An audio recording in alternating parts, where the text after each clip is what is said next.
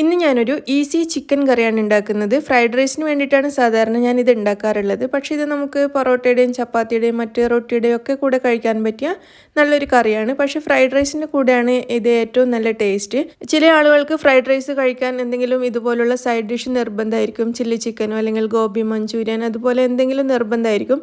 അപ്പോൾ അങ്ങനെയുള്ള ആളുകൾക്ക് വളരെ ഈസി ആയിട്ട് ഉണ്ടാക്കിയെടുക്കാൻ പറ്റിയ വളരെ ടേസ്റ്റി ആയിട്ടുള്ള ഒരു കറിയാണിത്. ചിക്കൻ വെച്ചിട്ട് നമുക്ക് വളരെ എളുപ്പത്തിൽ ഒരു 10-15 മിനിറ്റ് സമയം മാത്രം എടുത്തുകൊണ്ട് ഉണ്ടാക്കാൻ പറ്റിയ ഒരു സൂപ്പർ കറിയാണ്. അപ്പോൾ നമുക്ക് ഈ അടിപൊളി കറി എങ്ങനെയാണ് ഉണ്ടാക്കുന്നതെന്ന് നോക്കാം. ഇതിന് വേണ്ടിയിട്ട് ഞാനിവിടെ എടുത്തിരിക്കുന്നത് 1/4 കിലോഗ്രാം ചിക്കനാണ്. ബ്രസ്റ്റ് പീസ് എടുക്കുന്നതായിരിക്കും നല്ലത്. ഏത് പീസാണെങ്കിലും കുഴപ്പമില്ല, ബ്രസ്റ്റ് പീസാണെങ്കിൽ ഒന്നുകൂടി നല്ലതായിരിക്കും. അപ്പോൾ ഈ ചിക്കനിലേക്ക് നമുക്ക് 1 ടീസ്പൂൺ ഇഞ്ചി വെളുത്തുള്ളി പേസ്റ്റ് ചേർക്കാം. 1 ടീസ്പൂൺ വരെ വിനാഗിരി ചേർത്ത് കൊടുക്കാം. ഇതല്ലെങ്കിൽ ചെറുനാരങ്ങ നീര് ചേർത്താലും മതിയാവും. ഇനി ഇതിലേക്ക് ആവശ്യത്തിനുള്ള ഉപ്പും കൂടി ചേർത്തിട്ട് ഇതെല്ലാം കൂടി നന്നായിട്ട് മിക്സ് ചെയ്തെടുക്കാം. ചിക്കൻ നിങ്ങൾക്ക് ബോൺലെസ് ചിക്കൻ വേണമെങ്കിൽ എടുക്കാം. ഞാനിപ്പോൾ ബോണോട് കൂടിയിട്ടാണ് എടുത്തിട്ടുള്ളത്. നന്നായിട്ട് മിക്സ് ചെയ്തതിന് ശേഷം ഇത് നമുക്കിവിടെ അടച്ച് വെക്കാം. അപ്പോൾ നമുക്ക് സമയമുണ്ടെങ്കിൽ ഇതൊരു 10 മിനിറ്റ് ഇങ്ങനെ വെക്കുന്നത് നല്ലതാണ്. സമയമില്ലെങ്കിൽ കുഴപ്പമില്ല, നമുക്ക് ഇത് മസാല പുരട്ടിയ ഉടനെ തന്നെ നമുക്ക് കറി ഉണ്ടാക്കാൻ തുടങ്ങാവുന്നതേ ഉള്ളൂ. അപ്പോൾ സമയമുണ്ടെങ്കിൽ ഒരു 10 മിനിറ്റ് വെച്ചിരിക്കുന്നത് നല്ലതായിരിക്കും. ഒരു 10 മിനിറ്റിന് ശേഷം നമുക്ക് കറി ഉണ്ടാക്കാൻ തുടങ്ങാം. അതിന് വേണ്ടിയിട്ട് ഒരു പാൻ അടുപ്പത്ത് വെച്ചിട്ടുണ്ട്. ഇത് ചൂടായി വരുന്ന സമയത്ത് നമുക്കിതിലേക്കൊരു 2 ടേബിൾ സ്പൂൺ ഓയിൽ ചേർത്ത് കൊടുക്കാം. ഞാൻ സൺഫ്ലവർ ഓയിലാണ് ഉപയോഗിച്ചിട്ടുള്ളത്. വെളിച്ചെണ്ണ ഉപയോഗിക്കേണ്ട. വെളിച്ചെണ്ണ ഈ കറിക്ക് അത്ര ടേസ്റ്റ് ഉണ്ടാവില്ല. ഏതെങ്കിലും വെജിറ്റബിൾ ഓയിലോ അല്ലെങ്കിൽ ബട്ടറോ യൂസ് ചെയ്യുന്നതായിരിക്കും നല്ലത്. ഈ എണ്ണ നന്നായിട്ട് ചൂടായിട്ടുണ്ട്. ഇതിലേക്ക് 1 ടേബിൾ സ്പൂൺ ചെറുതായിട്ട് അരിഞ്ഞ വെളുത്തുള്ളി ചേർത്ത് കൊടുക്കാം. എന്നിട്ട് ഒന്ന് മിക്സ് ചെയ്തെടുക്കാം. ചെറുതായിട്ടൊന്ന് വഴറ്റിയെടുത്താൽ മതി.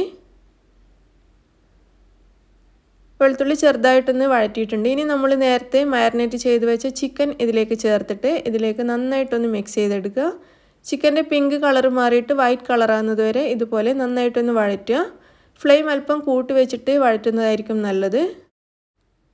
ചിക്കൻ്റെ പിങ്ക് കളറൊക്കെ മാറി നല്ല വൈറ്റ് കളറായി വന്നിട്ടുണ്ട്. ഇനി നമുക്ക് ഈ ചിക്കൻ ഒരേപോലെ പാനിലേക്ക് ഒന്ന് നിരത്തി വെച്ച് കൊടുക്കാം. അതിനുശേഷം നമുക്കിതിവിടെ അടച്ചു വെക്കാം. എന്നിട്ട് ചിക്കൻ നന്നായിട്ടൊന്ന് വേവിച്ചെടുക്കണം. അടച്ചു വെച്ചതിന് ശേഷം നമുക്കിതിൻ്റെ ഫ്ലെയിം കുറച്ച് കൊടുത്തിട്ട് ലോ ടു മീഡിയം ഫ്ലെയിമിലാക്കി വെക്കുന്നതായിരിക്കും നല്ലത്. എന്നിട്ട് നമുക്കൊരു 10 മിനിറ്റ് ചിക്കൻ നന്നായിട്ടൊന്ന് വേവിച്ചെടുക്കണം. അപ്പോൾ അതിന് വേണ്ടിയിട്ട് ഞാനിതിവിടെ അടച്ചു വെച്ചിരിക്കുകയാണ്. ഇടയ്ക്ക് നമുക്ക് ഇതുപോലെ ഒന്ന് തുറന്നിട്ട് ചിക്കൻ ഒന്ന് ഇളക്കി കൊടുക്കുന്നത് നല്ലതായിരിക്കും. 1-2 പ്രാവശ്യം ഇതുപോലെ തുറന്നിട്ട് ഒന്ന് ഇളക്കി കൊടുക്കുക. എന്നിട്ട് വീണ്ടും അടച്ചു വെച്ച് വേവിക്കുക. ഒരു 10 മിനിറ്റെങ്കിലും സമയമെടുക്കും ഇത് നന്നായിട്ട് വെന്ത് വരാൻ വേണ്ടിയിട്ട്. നന്നായിട്ടൊന്ന് ഇളക്കിയതിന് ശേഷം ഇത് നമുക്ക് വീണ്ടും അടച്ചു വെക്കാം. മൊത്തത്തിൽ ഒരു 10 മിനിറ്റ് മതിയാവും. നമ്മളിപ്പോൾ ചിക്കൻ വേവിക്കാൻ വെച്ചിട്ടൊരു 10 മിനിറ്റൊക്കെ ആയിട്ടുണ്ട്. ഇനി ഇത് നമുക്ക് തുറന്ന് നോക്കാം. ചിക്കൻ നന്നായിട്ട് വെന്തിട്ടുണ്ട്. ഇതിൻ്റെ ഒരു വശമൊക്കെ നല്ലൊരു ബ്രൗൺ കളറൊക്കെ ആയി വന്നിട്ടുണ്ട്. നന്നായിട്ട് വെന്തിട്ടുണ്ട് ചിക്കൻ. ഇനി നമുക്കിതിലേക്ക് ഒരു സവാളയും ഒരു ക്യാപ്സിക്കവും ക്യൂബ്സായിട്ട് കട്ട് ചെയ്തത് ഇതിലേക്ക് ചേർത്ത് കൊടുക്കാം. ക്യാപ്സിക്കം നിർബന്ധമൊന്നുമില്ല, നിങ്ങളുടെ കയ്യിലുണ്ടെങ്കിൽ ചേർക്കുക, ഇല്ലെങ്കിൽ സവാള മാത്രം ചേർത്താലും മതിയാവും. ഇനി ഞാൻ ഇതിലേക്ക് ചേർക്കുന്നത് ഒരു 1/2 ടേബിൾ സ്പൂൺ വരെ മല്ലിയിലയുടെ തണ്ട് ഒന്ന് ചതച്ചെടുത്തതാണ്. അപ്പോൾ ഈ മല്ലിയിലയുടെ തണ്ട് ഉണ്ടെങ്കിൽ ഇതുപോലെ ചതച്ചിട്ട് ഈ കറിയിൽ ചേർക്കുകയാണെങ്കിൽ കറിക്കൊരു പ്രത്യേക ഫ്ലേവർ കിട്ടും. സ്പ്രിംഗ് ഓണിയൻ കയ്യിലുണ്ടെങ്കിൽ അത് ചേർത്താൽ മതി. സ്പ്രിംഗ് ഓണിയൻ ഇല്ലെങ്കിൽ ഇതുപോലെ മല്ലിയിലയുടെ തണ്ട് കയ്യിലുണ്ടെങ്കിൽ അത് ചതച്ചിട്ട് ചേർക്കുക. നല്ല ടേസ്റ്റ് ആയിരിക്കും കറിക്ക്. നിങ്ങൾ എന്തായാലും ഒന്ന് ട്രൈ ചെയ്ത് നോക്കൂ. ഇനി ഇതിലേക്ക് 1 ടേബിൾ സ്പൂൺ വരെ പച്ചമുളക് വട്ടത്തിലരിഞ്ഞത് ചേർത്ത് കൊടുക്കാം. എന്നിട്ട് ഇതെല്ലാം കൂടി ഒന്ന് വഴറ്റിയെടുക്കാം. കൂടുതൽ സമയം വഴറ്റണ്ട.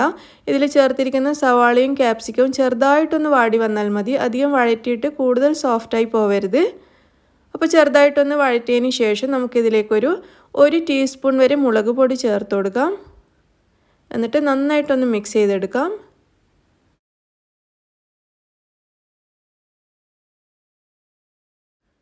മുളക് പൊടി ചേർത്ത് നന്നായിട്ടൊന്ന് മിക്സ് ചെയ്തതിന് ശേഷം ഇതിൻ്റെ നടുവിലായിട്ട് നമുക്ക് ചെറിയൊരു ഗ്യാപ്പ് ഉണ്ടാക്കി വെക്കാം. ഇതുപോലെ ചിക്കനൊക്കെ ഒന്ന് സൈഡിലാക്കി വെച്ചിട്ട് ഇതിലേക്ക് 1 ടേബിൾ സ്പൂൺ സോയാ സോസ് ചേർക്കാം. ഇനി ഇതിലേക്ക് ഞാൻ ചേർക്കുന്നത് ടൊമാറ്റോ ചില്ലി സോസാണ്. അപ്പോൾ നിങ്ങളുടെ കയ്യിൽ ഇതില്ലെങ്കിൽ സാധാരണ കെച്ചപ്പ് ചേർത്താലും മതിയാവും. ഇതും ഏകദേശം 1.5 ടേബിൾ സ്പൂണോളം ചേർത്തിട്ടുണ്ട്. ഇനി ഇതിലേക്കൊരു 1/2 ടീസ്പൂൺ വരെ വിനാഗിരി കൂടി ചേർത്ത് കൊടുക്കാം. ഇനി ഇതെല്ലാം കൂടി നന്നായിട്ടൊന്ന് മിക്സ് ചെയ്തെടുക്കാം.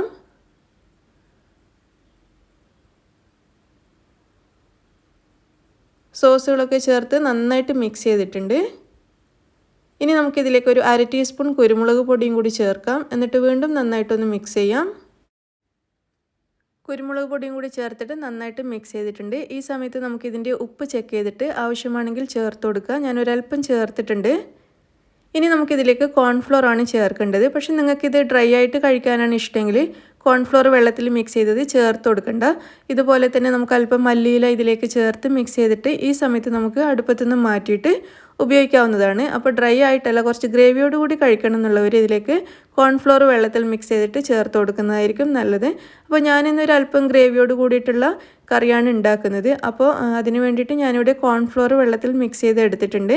അപ്പോൾ ഞാൻ ഇവിടെ എടുത്തിരിക്കുന്നത് 1 ടേബിൾ സ്പൂൺ കോൺഫ്ലോറിലേക്ക് 1/4 കപ്പ് വെള്ളം ചേർത്തിട്ടാണ് എടുത്തിരുന്നത്. അപ്പോൾ ഈ 1/4 കപ്പ് വെള്ളം ചേർത്ത് മിക്സ് ചെയ്ത ഈ 1 ടേബിൾ സ്പൂൺ കോൺഫ്ലോർ നമുക്കിതിലേക്ക് ചേർത്ത് കൊടുക്കാം. ഇനി നമുക്കിതിലേക്ക് കുറച്ച് മല്ലിയില കൂടി ചേർക്കാം. എന്നിട്ട് ഇത് നന്നായിട്ട് മിക്സ് ചെയ്തെടുക്കാം. അപ്പോൾ നമ്മളിത് 1/4 കപ്പ് വെള്ളം മാത്രമേ ചേർത്തിട്ടുള്ളൂ, അതുകൊണ്ട് തന്നെ പെട്ടെന്ന് തിക്കായിട്ട് മാറും. അപ്പോൾ കുറച്ചുകൂടി ലൂസാക്കി എടുക്കാൻ വേണ്ടിയിട്ട് വീണ്ടും ഒരു 1/4 കപ്പ് വെള്ളം ഞാൻ ഇതിലേക്ക് ചേർത്തിട്ടുണ്ട്. എന്നിട്ട് നന്നായിട്ട് മിക്സ് ചെയ്തെടുക്കാം. അപ്പോൾ ഇത് തിളച്ച് വരുമ്പോഴേക്കും നന്നായിട്ട് തിക്കായിട്ട് വരും. ഇതിപ്പോൾ കണ്ടില്ലേ, നമ്മുടെ ഗ്രേവി നല്ല തിക്കായി മാറിയിട്ടുണ്ട്. മൊത്തത്തിൽ 1/2 കപ്പ് വെള്ളം ചേർത്തിട്ടുണ്ട്. 1/4 കപ്പ് കോൺഫ്ലോർ മിക്സ് ചെയ്യാനും പിന്നെ വേറൊരു 1/4 കപ്പും കൂടി ചേർത്തിട്ടുണ്ട്. മൊത്തത്തിൽ 1/2 കപ്പ് വെള്ളം ചേർത്തിട്ടുണ്ട്.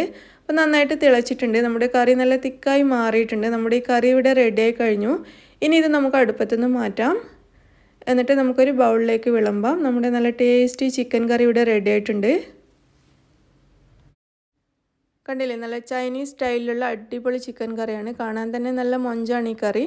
നല്ല എളുപ്പത്തിൽ ഉണ്ടാക്കിയെടുക്കാൻ പറ്റിയ ഒരു കറിയാണ്. നമുക്ക് ഫ്രൈഡ് റൈസിൻ്റെ കൂടെ ഈസി ആയിട്ട് ഉണ്ടാക്കിയെടുക്കാൻ പറ്റിയ ഒരു സൈഡ് ഡിഷാണ്. അപ്പോൾ നിങ്ങളെല്ലാവരും ട്രൈ ചെയ്ത് നോക്കൂ. അപ്പോൾ ഫ്രൈഡ് റൈസ് ഉണ്ടാക്കി കഴിഞ്ഞാൽ നമുക്ക് വളരെ പെട്ടെന്ന് തന്നെ ഉണ്ടാക്കിയെടുക്കാൻ പറ്റിയ നല്ലൊരു കറിയാണ്. നിങ്ങളെല്ലാവരും ഉണ്ടാക്കി നോക്കിയിട്ട് അഭിപ്രായം അറിയിക്കുക. ഇഷ്ടമാണെങ്കിൽ ലൈക്ക് ചെയ്യുക, ഷെയർ ചെയ്യുക. നിങ്ങൾ എൻ്റെ ചാനൽ സബ്സ്ക്രൈബ് ചെയ്യാത്തവരാണെങ്കിൽ പ്ലീസ് സബ്സ്ക്രൈബ് ചെയ്യാൻ മറക്കരുത്. താങ്ക്